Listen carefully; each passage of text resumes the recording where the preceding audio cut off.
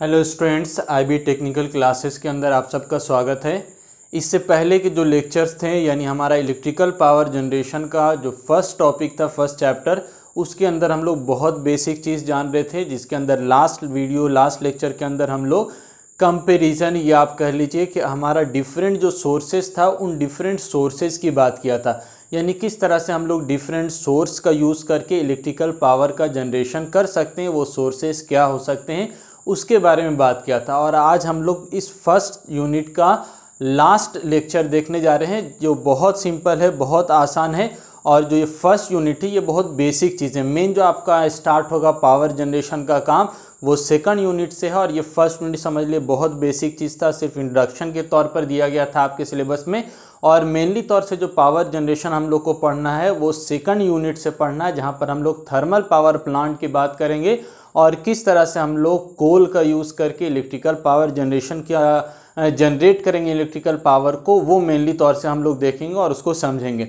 तो आज के इस लेक्चर के अंदर बहुत बेसिक चीज़ हम लोग जानेंगे, यानी कंपैरिजन ऑफ डिफरेंट सोर्सेज।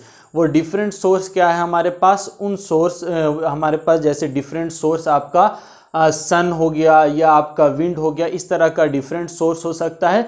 लेकिन मेनली तौर से आज हम उस सोर्स की बात करेंगे जो सबसे ज़्यादा अधिक यूज़ होता है और जिसकी सहायता से हम लोग इलेक्ट्रिकल पावर जनरेशन का काम करते हैं। तो वो सोर्सेस क्या है जो मैक्सिमम यूज़ होता है, अधिकतर यूज़ होता है और उसकी सहायता से पावर जनरेशन का काम होता है। तो वो सोर्स क्या है आपका, वाटर है, फ्यूल है और न्यूक्लियर एनर्जी है। और हमने लास्ट लेक्चर के अंदर फ्यूल्स की बात किया था, और फ्यूल्स के अंदर तीन चीज़ होता है, आपको याद होगा।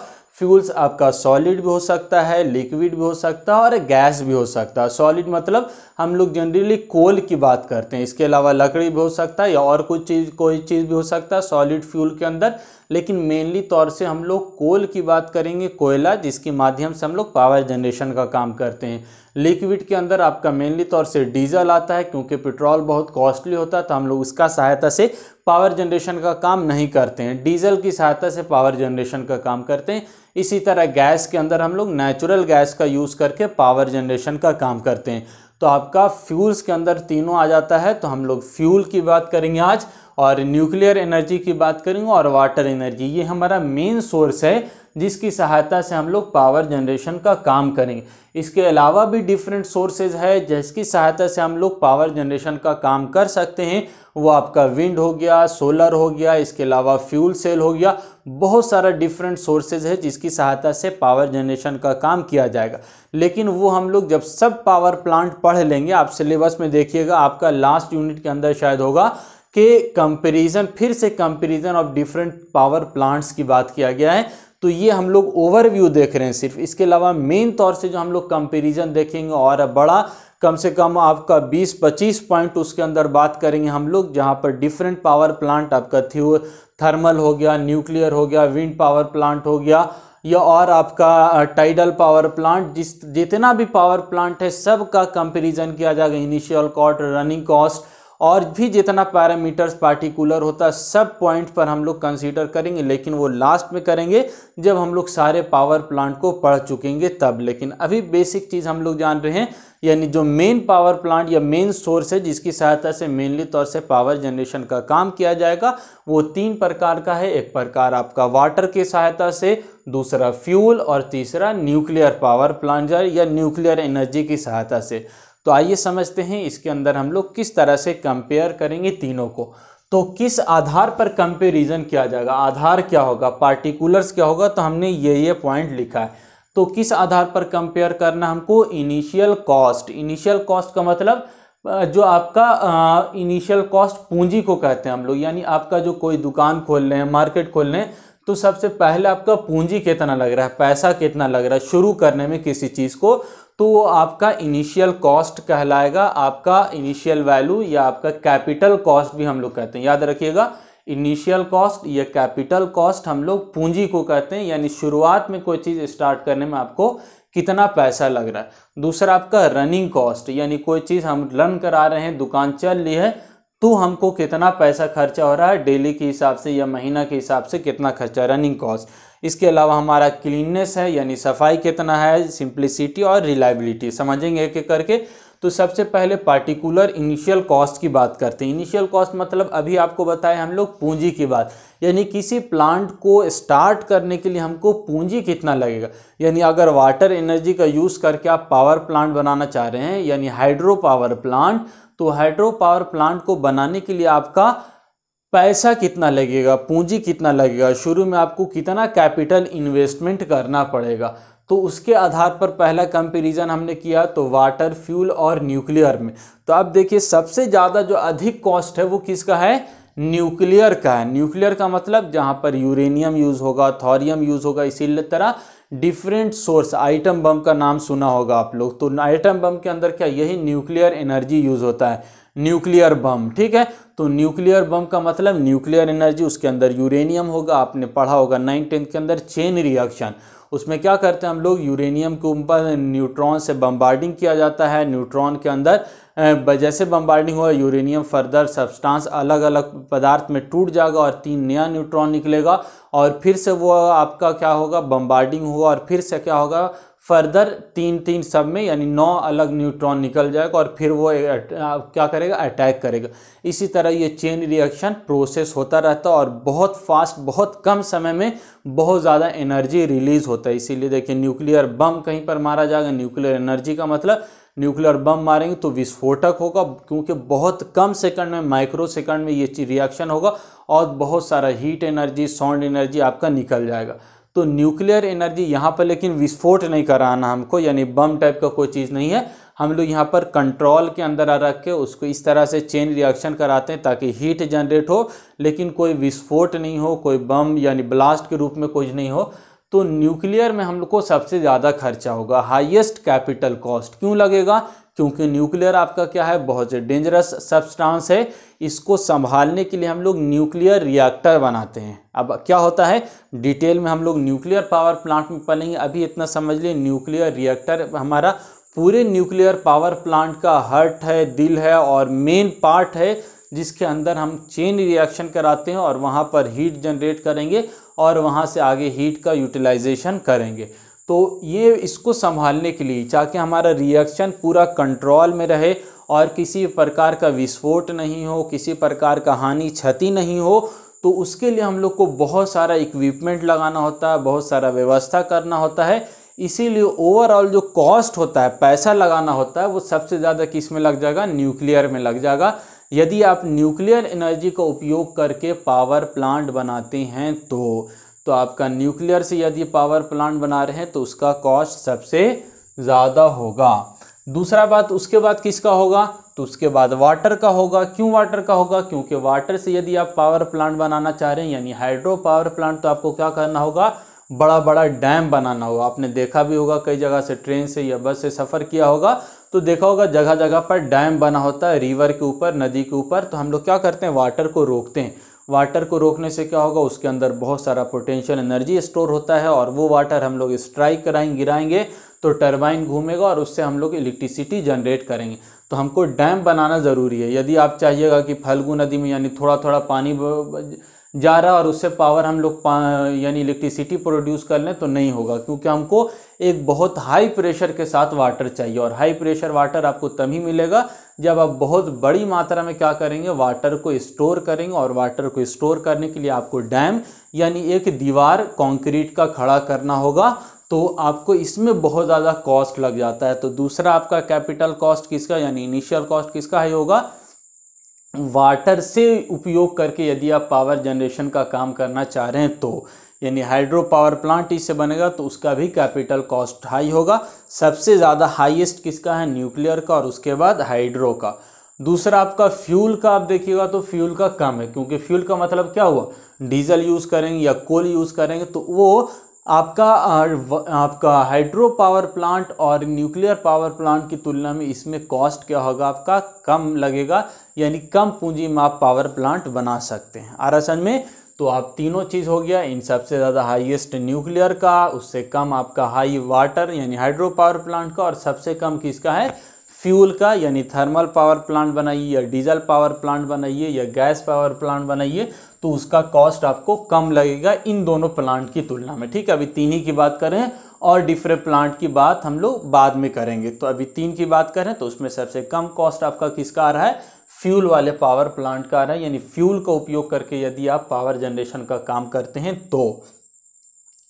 दूसरा आप आइए रनिंग कॉस्ट। रनिंग कॉस्ट का मतलब यानी दुकान आपने खोला, आपको मालूम होगा दुकान का बिजनेस का होगा तो पगड़ी देना पड़ता है, यानी पहले से एडवांस आप पैसा जमा किए 40,000 50,000 या 1 लाख 2 लाख, उसके अलावा आपको सामान लगाना होगा, आपको सारा व्यवस्था करना होगा, तो वो सारा आपका कैपिटल कॉस्ट में आ गया। रनिंग कॉस्ट मतलब डेली का आप कुछ सामान घट रहा है तो आप सामान ला रहे हैं, या आपने 1-2 स्टाफ रखा उसका आपको महीना का सैलरी देना है, वो तो सारा महीने या दिन के एतबार से आपका क्या हो गया, आपको रनिंग कॉस्ट देना होगा। ठीक है, तो रनिंग कॉस्ट मतलब जो रेगुलर कॉस्ट है आपका, जो कंटिन्यूअस आपको पे करना होगा, तो उसमें सबसे ज़्यादा कॉस्ट किसका है रनिंग कॉस्ट में। तो आप देखिए सबसे ज़्यादा कॉस्ट किसका है, हाई किसका है, फ्यूल वाले का। फ्यूल का क्यों हाई है, क्योंकि आपको लगातार एक बार थर्मल पावर प्लांट यानी कोयला से चलने वाला प्लांट बना दिया तो अच्छा है, कम पैसा में बन गया, लेकिन कोयला तो आपको लगातार लगेगा। 1 टन जला फिर कल दूसरा, ऐसा नहीं है कि एक बार लगा दिया कोयला तो अब सालों भर जल रहा है, फिर आपको कल फिर लगाना पड़ेगा कोयला बहुत सारा, फिर परसों भी लगाना होगा।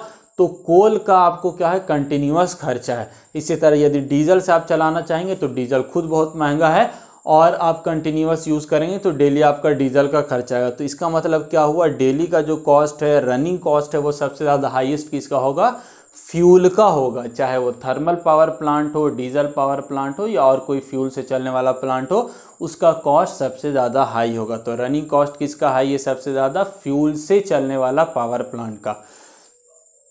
सबसे कम किसका है, तो हमारा लिस्ट किसका है आपका, तो न्यूक्लियर पावर प्लांट का। अब न्यूक्लियर का देखिए क्यों कम है, क्योंकि न्यूक्लियर रिएक्शन जो होगा, चेन रिएक्शन, उसके अंदर हम लोग क्या करते हैं, यूरेनियम रॉड बनाते हैं, बहुत बड़ा बड़ा रॉड होता है, और इसको एक बार रख दीजिएगा तो 1-2 दिन तक रिएक्शन नहीं, सालों भर आपका रिएक्शन चलता रहता है। ठीक है, यानी बहुत लंबे वर्ष तक आपका क्या होता रहेगा, कई साल तक रिएक्शन होता रहता है। ऐसा नहीं कि एक बार रख दिया तो एक दिन के अंदर ख़त्म हो गया, यानी बहुत सालों तक आपका एनर्जी से हीट प्रोड्यूस होता रहता है। इसीलिए इसका जो रनिंग कॉस्ट है वो सबसे कम होता है, लीस्ट होता है। इसके बाद किसका होगा, वाटर का। वाटर का चूँकि वाटर तो फ्री है, लेकिन फिर भी आपका स्टाफ का, मेंटेनेंस का, चूँकि हाइड्रो पावर प्लांट में बहुत सारा आपका क्या होगा, डैम बनाना होगा, गेट लगा होता, बहुत सारा खर्चा रहता है उसमें। ठीक है, तो इसका आपका वाटर का चार्ज तो नहीं है, लेकिन मेंटेनेंस चार्ज या और अदर रनिंग कॉस्ट इसके अंदर कुछ ना कुछ होता है, इसीलिए इसका रनिंग कॉस्ट क्या है, कम है। लेकिन सबसे कम किसका है, न्यूक्लियर का, और सबसे हाई किसका है, फ्यूल का है। आ रहा समझ में। तो इनिशियल कॉस्ट की बात हमने कर ली और दूसरा रनिंग कॉस्ट की बात कर लिया। अब तीसरा पॉइंट, आसान पॉइंट है, क्लीननेस। क्लीन मतलब सफाई, कौन साफ सुथरा प्लांट। अब ये इंपॉर्टेंट हो गया बहुत ज़्यादा, जैसे जैसे आगे बढ़ रहे हैं, यानी मॉडर्न एज आ रहा है, हम लोग फ्यूचर की तरफ बढ़ रहे हैं, तो यहाँ पर ये वाला फैक्टर बहुत ज़्यादा इंपॉर्टेंट, यानी साफ सुथरा कौन है। अब थर्मल चल रहा था, लेकिन कोयला से बहुत ज़्यादा प्रदूषित हो रहा था, पॉल्यूशन बहुत ज़्यादा हो रहा था। ठीक है, तो आपको मालूम होगा जैसे आपका प्रदूषण बढ़ेगा, ओजोन के अंदर डिप्लेशन होगा, अम्लीय वर्षा होगा, इस तरह बहुत ज़्यादा वातावरण पे क्या होगा, हानिकारक प्रभाव पड़ेगा, केमिकल इफेक्ट पड़ता है। तो इसलिए ये इंपॉर्टेंट चीज़ है फ्यूचर के लिए। तो अब मान के चलिए थर्मल से, कोयला से जला भी रहे थे, लेकिन अब किसको प्रीफर करेंगे हम लोग, जो आपका साफ सुथरा प्लांट है, जिसमें कोई प्रदूषण, कोई पॉल्यूशन नहीं होता है। तो क्लीनेस के हिसाब से कौन हमारे लिए सबसे बढ़िया है, तो आपका कौन सा है, क्लीनेस्ट, कौन, वाटर एनर्जी, यानी हाइड्रो पावर प्लांट, वाटर से जो चलने वाला प्लांट है, ना धुआं है, ना कोयला है, ना किसी प्रकार का प्रदूषण है, तो ये आपका प्लांट क्या होगा, वाटर से चलने वाला प्लांट सबसे ज़्यादा साफ सुथरा होगा, क्लीनेस्ट होगा, इसके अंदर कोई पॉल्यूशन नहीं, किसी प्रकार का गैस प्रोड्यूस नहीं होगा, किसी प्रकार का साउंड नहीं। तो ये बिल्कुल आपके लिए क्लीनेस्ट होगा, साफ सुथरा प्लांट है। ठीक है, तो ये आपका इंपॉर्टेंट चीज़ हो गया कि फ्यूचर में इसका भविष्य बहुत उज्जवल है, क्योंकि ये इसके अंदर किसी प्रकार का पॉल्यूशन नहीं होता। दूसरा कॉम्प्लेक्स, अच्छा ये वाला पॉइंट लिख लिया। और दूसरा आपका क्या है, न्यूक्लियर, ये आपका इससे कम क्लीन होगा, क्योंकि न्यूक्लियर के अंदर आपका क्या है, कुछ ना कुछ वेस्टेज बच जाता है। न्यूक्लियर रिएक्टर के अंदर रिएक्शन कराने के बाद कुछ वेस्टेज बच जाता है, तो ये सबसे ज़्यादा क्लीनेस्ट है, उसके बाद ये थोड़ा क्लीन होगा, और सबसे ज़्यादा जो डर्टी है वो कौन होगा, आपका फ्यूल होगा। डर्टी का मतलब बहुत ज़्यादा पॉल्यूशन। कोयला जलाइएगा तो क्या होगा, बहुत सारा धुआं निकलेगा। कोयला जलाने के बाद अलग से ऐश बोलते हैं उसको, हिंदी में हम लोग राख बोलते हैं। यदि आप घर के अंदर भी कोयला का चूल्हा पहले जलाते होंगे तो आपको मालूम है कोयला जलाने के बाद क्या बच जाता है, राख बच जाता है, ऐश उसको बोला जाता है, तो वो आपका बच जाएगा। तो एक प्रकार का बहुत सारा आपका सॉलिड हो गया या गैस के फॉर्म में आपका बहुत सारा प्रदूषित आपका मटेरियल बच जाएगा या वातावरण को प्रदूषित करेगा। तो ये आपका फ्यूल भविष्य के लिए, फ्यूल से चलने वाला पावर प्लांट उतना ज़्यादा इफेक्टिव नहीं है, भविष्य में उसका उतना उपयोग हम लोग नहीं कर पाएंगे। तो ये आपका डर्टीएस्ट हो गया, ये क्लीन है, और ये सबसे ज़्यादा क्लीनेस्ट कौन है, आपका वाटर से चलने वाला। अब सिंप्लिसिटी की बात किया जाए, यानी आसानी, जिसको आसानी से समझ सके हम लोग, कोई झोल झमेला नहीं हो चलाने में, ऑपरेट करने में, मेंटेनेंस करने में, तो सबसे ज़्यादा सिंपल कौन है भाई, तो वाटर पावर प्लांट है। क्यों, कोई भी बना सकता है। हाइड्रो ऊपर से पावर प्रेशर जनरेट कर लीजिए, पानी ऊपर से गिराइए, इधर टरबाइन रख लीजिए, घूम जाएगा, उसके साथ जनरेटर रख लिया, आपका पावर जनरेट हो जाएगा। तो बहुत सिंपल है, बहुत आसान होता है इसको कंस्ट्रक्ट करना, बनाना। तो इसके अंदर इसको समझना कोई मुश्किल चीज़ नहीं है। आप डायग्राम भी देखिएगा आगे हाइड्रो पावर प्लांट का, तो बहुत आसानी से समझ में आ जाएगा। तो ये आपका क्या है, सिंपलेस्ट होता है। इसके अलावा कौन सा कॉम्प्लेक्स है, तो फ्यूल वाला कॉम्प्लेक्स है। और सबसे ज़्यादा कॉम्प्लेक्स कौन होगा, मोस्ट कॉम्प्लेक्स आपका न्यूक्लियर होगा। क्यों होगा, इससे पहले बात किया था, क्योंकि इसमें हम लोग को बहुत सारा सेफ्टी का, सुरक्षा का ध्यान रखना होगा, बहुत सारा चीज़ लगाना होगा, टेम्परेचर कितना बढ़ रहा है और कितने देर में रिएक्शन हो रहा है, ये सारा चीज़ ध्यान रखना होता है। तो ये बहुत ज़्यादा कॉम्प्लेक्स हो जाता है, इसीलिए सबसे ज़्यादा कॉम्प्लेक्स, यानी बहुत सारा कंपोनेंट लगा होगा, बहुत सारा आपका मशीनरी लगा होगा, तो बहुत ज़्यादा ये सिस्टम क्या बन जाता है, कॉम्प्लेक्स, बहुत सारा इक्विपमेंट लगा हुआ होगा। तो सबसे ज़्यादा कॉम्प्लेक्स आपका न्यूक्लियर होगा, और उससे थोड़ा कम कॉम्प्लेक्स आपका थर्मल या आपका डीजल होगा, और सबसे आसान आपके लिए वाटर से चलने वाला प्लांट होगा। अब लास्ट पॉइंट समझिए, रिलायबिलिटी। रिलायबिलिटी का मतलब क्या हुआ, विश्वसनीय किस पर है, किस पर विश्वास आप कर सकते हैं, ट्रस्ट, भरोसा किस पर कर सकते हैं। तो सबसे ज़्यादा कौन रिलायबल है, तो वाटर है। क्यों है, अभी हमने बात किया था क्लीनेस्ट, भविष्य में भी आप वाटर का कोई कमी नहीं है और पॉल्यूशन भी नहीं। तो इन सब को चीज़ के देखकर भविष्य में आप भरोसा कर सकते हैं कि यदि आप हाइड्रो पावर प्लांट आज बना रहे हैं तो 5 वर्ष के बाद भी आप इससे कोई दिक्कत नहीं होगा, आप कंटिन्यूअस पावर जनरेशन कर लेंगे और पानी की भी कोई कमी आपको नहीं होगी। तो सबसे ज़्यादा भरोसेमंद विश्वसनीय पावर प्लांट कौन होगा, तो हाइड्रो पावर प्लांट होगा, क्योंकि ये वाटर से चल रहा है और वाटर आपका पर्याप्त मात्रा में, या उससे ज़्यादा आप कह लिए पर्याप्त से भी ज़्यादा मात्रा में आपका वाटर अवेलेबल है। तो सालों भर आप इससे पावर जनरेशन का काम कर सकते हैं, किसी प्रकार की आपत्ति आपको नहीं होगी। और फ्यूल से आपको लेस रिलायबल मतलब ज़्यादा विश्वास इस पर नहीं है, क्योंकि आपको मालूम होगा कोयला दिन ब दिन क्या हो रहा है, घट रहा है। डीजल भी क्या हो रहा है, दिन ब दिन घट रहा है। डीजल के लिए पूरे विश्व में मार चल रहा है।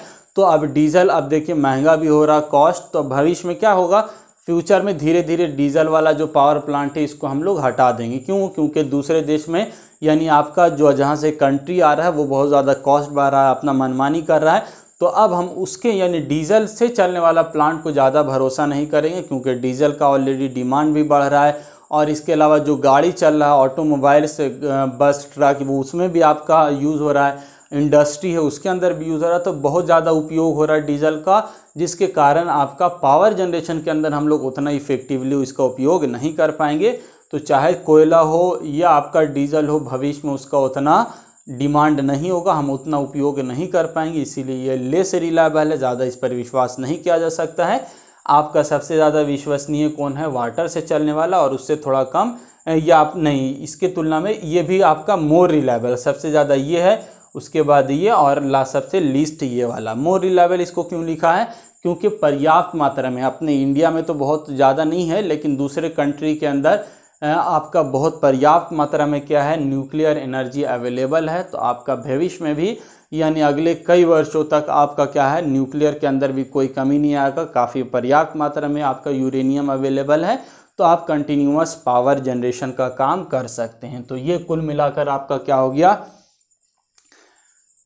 वाटर, फ्यूल और न्यूक्लियर से रिलेटेड बात हो गया कि हम लोग तीनों के बीच में कौन सा हमारे लिए ज़्यादा उपयोगी है।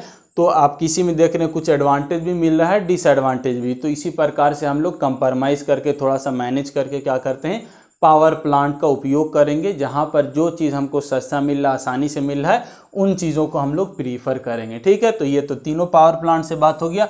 अब इस वाले पावर में आइए फ्यूल वाले। तो फ्यूल में 3 केस है, लेकिन उसमें भी 2 ही प्रकार से हम लोग मोस्टली यूज़ करेंगे। या तो आपका सॉलिड फ्यूल का उपयोग किया जाएगा या आपका लिक्विड फ्यूल का यूज़ किया जाएगा। सॉलिड मतलब कोल की बात कर रहे हैं हम, कोयला की बात। सॉलिड आपका लकड़ी भी हो सकता है या और अदर मटेरियल भी हो सकता है, लेकिन जनरली हम लोग सॉलिड का मतलब पावर प्लांट के लिए क्या समझेंगे, कोयला समझेंगे, क्योंकि कोयला का उपयोग करके ही क्या होता है, पावर जनरेशन का उपयोग होता है। तो एक लिक्विड फ्यूल हो गया और दूसरा सॉलिड फ्यूल हो गया। तो सॉलिड का मतलब कोल समझ लिए और लिक्विड का मतलब आप डीजल समझ लिए। ठीक है, क्योंकि आप पेट्रोल से तो पावर जनरेशन कर नहीं सकते, इतना महंगा है कि आपका बहुत ज़्यादा कॉस्ट बढ़ जाएगा, रनिंग कॉस्ट। तो इसीलिए हम लोग लिक्विड का मतलब डीजल समझेंगे और सॉलिड का मतलब कोल समझेंगे। अब क्या इसके अंदर अंतर है उसको समझिए। तो फर्स्ट पॉइंट क्या लिखा गया है, handling of liquid fuel is easier.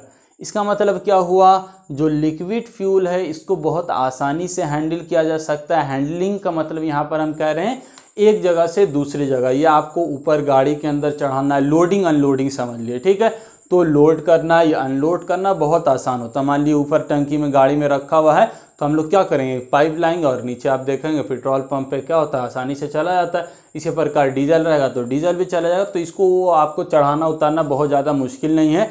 तो handling of liquid fuel is easier. जबकि अगर आप बात कीजिए सॉलिड का, तो इतना सादा, अगर मान के चलिए एक ट्रक कोयला आ जाए तो उसको उतारना फिर चढ़ाना ये बहुत ज़्यादा मुश्किल होता है। तो इसीलिए क्या है, handling of solid fuel is difficult. ठीक है, नेक्स्ट पॉइंट क्या लिखा गया है, स्टोरेज स्पेस इज लेस। यानी आप लिक्विड को यूज़ कीजिएगा तो लिक्विड के लिए जो जगह चाहिए वो कम चाहिए, कम जगह में लिक्विड आप रख सकते हैं।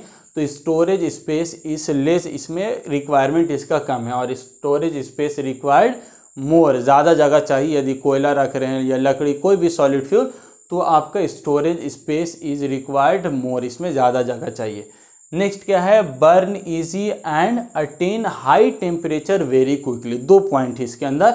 बर्न इजी, इसका मतलब जो लिक्विड फ्यूल होगा बहुत आसानी से जल जाएगा। डीजल को चलाने के लिए 1 घंटा आपको कोई मेहनत करने की आवश्यकता नहीं है, थोड़ा सा एक माचिस मारिएगा जल जाएगा पूरा।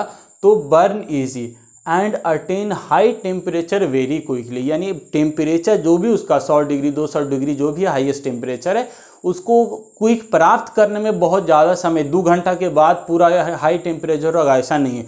आप 5 मिनट के अंदर वो फुल टेम्परेचर अपना पकड़ लेगा तो बहुत आसानी से जल भी जाएगा और बहुत आसानी से अपना टेम्परेचर को अटेन भी कर पाएगा, प्राप्त भी कर पाएगा।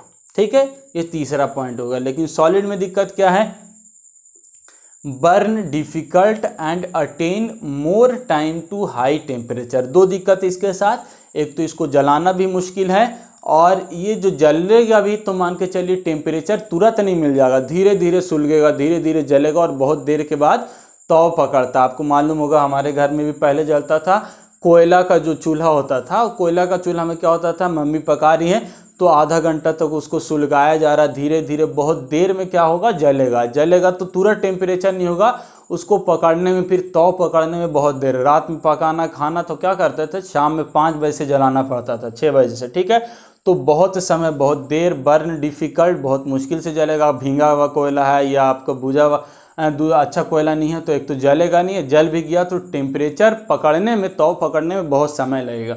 तो burn difficult and attain more time to high temperature. आ रहा समझ में दिक्कत सॉलिड के साथ क्या है।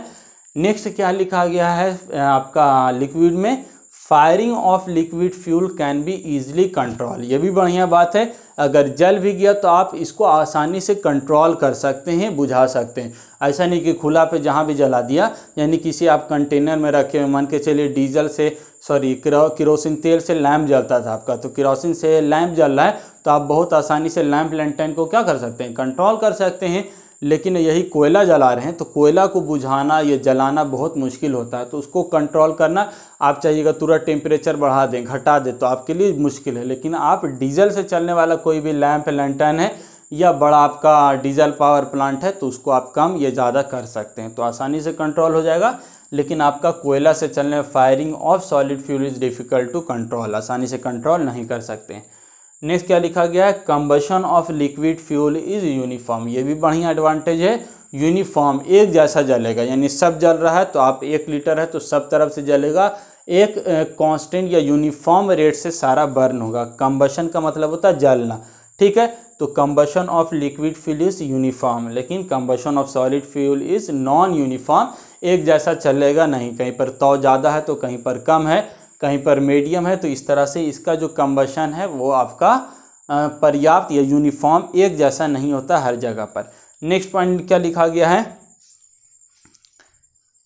Chance of explosion. अब देखिए इतना सारा तो फायदा समझ में आ रहा था, लेकिन दिक्कत क्या है अब लिक्विड के साथ, ये लिखा गया chance of explosion more in liquid, आग लगने का चांस, फटने का चांस किस में ज़्यादा है, लिक्विड में ज़्यादा है। क्योंकि क्या है, लिक्विड बहुत हाई टेम्परेचर जल्दी पकड़ लेता है, तो कहीं पर भी आग लग सकता है, जल सकता है, ब्लास्ट हो सकता है। तो इस तरह का खतरा किसके साथ बना हुआ है, आपका सॉलिड के साथ, सॉरी लिक्विड के साथ बना हुआ है, लेकिन आपका सॉलिड के साथ इस तरह की कोई बात नहीं है। इसके अलावा कॉस्ट की भी बात है, कॉस्ट इज हाई, किसका, लिक्विड का। आपको मालूम है कितना, कैसे अभी 80 रुपये 85 रुपये लीटर है, लेकिन कोयला आप 1 किलो खरीदने जाएगा तो कितना बहुत सस्ता में मिल जाएगा आपको, 5-10 रुपये 15-20 रुपये जो भी है। तो कॉस्ट इज़ हाई और उसका कॉस्ट, सॉलिड का कॉस्ट क्या होगा, बहुत कम होगा। रिक्वायर्ड बर्नर, यानी आपको अगर लिक्विड जलाना है तो ऐसा नहीं कि चारों तरफ फैला के जलाए, आपको किसी बर्नर की आवश्यकता होगी। जैसे लैंप लैंटर्न के अंदर बर्नर होता है, उसी प्रकार का बर्नर यदि डीजल से आप पावर प्लांट भी बना रहे हैं तो उसमें भी बर्नर या फ्यूल इंजेक्शन उसको कहते हैं, उस प्रकार का कोई व्यवस्था उसके अंदर करना होगा, लेकिन सॉलिड में उसकी आवश्यकता नहीं होती। प्रॉब्लम इन स्टोरेज, यानी लिक्विड को आप रखना, सुरक्षित रखना भी एक अपने आप में दिक्कत है, लेकिन सॉलिड फ्यूल को क्या, कोयला लाइए कहीं पर भी रख दीजिए, घर में, मैदान में, बाहर, कोई दिक्कत नहीं है। तो सॉलिड का स्टोरेज में कोई दिक्कत नहीं है, जबकि लिक्विड का आपका क्या, स्टोरेज में दिक्कत है। तो कुल मिला के कंक्लूजन में आप कह सकते हैं मेन चीज़ तो पैसा होता है, तो पैसा का बात देखिएगा तो कौन आपका, तो कॉस्ट जो है वो कोल का, यानी कोयला से चलने वाला जो पावर प्लांट उसका कॉस्ट कम होगा, डीजल से चलने वाला का महंगा होगा। इसीलिए ज़्यादातर क्या है, कोल से चलने वाला का हम लोग यूज़ करते हैं, यानी थर्मल पावर प्लांट का उपयोग करेंगे। डीजल से चलने वाला उपयोग करेंगे तो बहुत छोटे रेटिंग पर और बैकअप के लिए, केवल इमरजेंसी पर्पज़ के लिए, आप कंटिन्यूअस नहीं चला सकते क्योंकि डीजल का दाम क्या है, बहुत महंगा है। ठीक, आ रहा समझ में। तो इस प्रकार आपको सादा कंपैरिजन समझ में आ रहा होगा सॉलिड का और लिक्विड का, और आपका वाटर फ्यूल न्यूक्लियर के अंदर क्या क्या कंपैरिजन है ये। तो ये कुल मिलाकर आपका क्या हो गया, पहला चैप्टर फर्स्ट यूनिट से रिलेटेड सारी बात हो गई, जिसके अंदर बेसिक नॉलेज आपको हो गया। मेनली तौर से अब आपका थर्मल पावर प्लांट स्टार्ट होगा, जहाँ पर आपको बहुत इंटरेस्ट होगा कंपैरिजन, यानी आप पूरा डायग्राम देखेंगे एक से एक, जिसके अंदर आपको न्यूक्लियर, थर्मल और डिफरेंट प्लांट आपको बहुत आसानी से समझ में आएगा। हम डायग्राम भी दिखाएंगे, एनिमेशन भी दिखाएंगे, इमेज भी दिखाएंगे, प्रोजेक्टर से होकर प्रोजेक्टर का व्यवस्था भी हो जाएगा तो उससे भी दिखाएंगे। तो आपको किसी प्रकार की कोई चिंता की आवश्यकता नहीं है, पूरा आपको फुल्ली कंसेप्ट आपको मिलेगा जनरेशन के रिलेटेड। आज लास्ट के अंदर आपसे रिक्वेस्ट है कि आप लोग तो एडमिशन ले लिया है, लेकिन जो आपके स्टूडेंट हैं उनको भी इन्फॉर्म कर दिए ताकि जल्दी से जल्दी एडमिशन हो जाए, तो हम लोग फर्दर और फास्ट आप लोग का सिलेबस कवर कर सकें, ज़्यादा एनर्जी के साथ पढ़ा सकें। और एक बात और याद रखना है कि जो भी डॉट है उसको आपको क्लियर करते चलना, बचा के नहीं रखना है, ठीक है। और आपको कहीं पॉइंट आपको नोट करते भी चलना है, जो भी डॉट है मान के चलिए अभी नहीं पूछ सके तो बाद में, लेकिन आपको सारा डॉट क्लियर कराते हुए चलना है, नोट्स कंप्लीट करते हुए चलना है, और इफेक्टिवली अब आपको पढ़ाई स्टार्ट करना है, ठीक है। इसी के साथ ये लेक्चर अपना समाप्त करते हैं। Thank you.